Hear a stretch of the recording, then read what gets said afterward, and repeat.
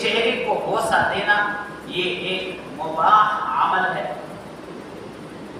اگر کوئی اپنے محرم کو مثلا بیٹا ہے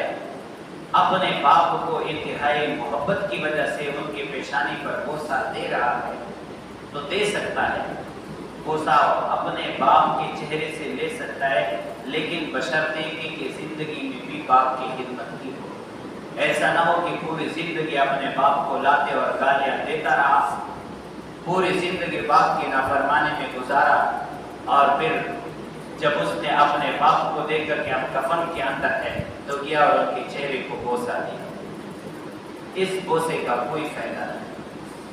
اس بوسے کا فائدہ ہے جس نے پوری زندگی اپنے باپ کی خدمت کے لیے دن اور رات کو ایک کیا ہو، تو وہ نوجوان اپنے باپ کے پیشانی سے بوسہ دے سکتا ہے۔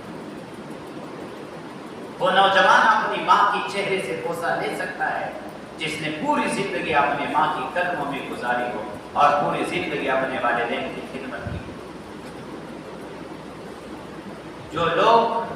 اپنے ماں کو پوری زندگی گالے دیتے رہے اور اپنے ماں باپ کو اذیتیں، تکلیفیں اور مصیبتیں اور ان کے نافرمانیاں اور ان کے خلاف ورزی کام کرتے رہے، ان کو بوسہ دینے اور نہ دینے کا کوئی فائدہ